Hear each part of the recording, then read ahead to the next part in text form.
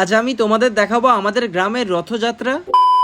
তো চলো গল্পটা শুরু থেকেই বলি। দেখো, বিকেলে বন্ধুদের নিয়ে বেরিয়ে পড়ি রথের শোভাযাত্রা দেখবার জন্য। আমরা প্রথমেই চলে আসি ভীমেশ্বরী হাই স্কুলের ভিতরে। আর এই ভীমেশ্বরী হাই স্কুলে যখন ছোট বাচ্চারা রথ বানিয়ে নিয়ে আসে, তাদের উপহার হিসাবে চারা গাছ দেওয়া হয়। কারণ সেই ছোট ছোট বাচ্চারা রথ তৈরি করার মধ্যেই পবিত্র ভালোবাসা আর ক্লান্ত পরিশ্রমের চাপ সেটা স্পষ্ট হয়ে উঠে। এই ছোট্ট বন্ধুরা এত সুন্দরভাবে রথ বানিয়ে নিয়ে আসে, দেখলে মন ভরে যায়। ভীমেশ্বরী হাই স্কুলের সামনের দিকে আর ভেতরের দিকে এতটাই ভিড় ছিল, তোমরা তো দেখতেই পাচ্ছ।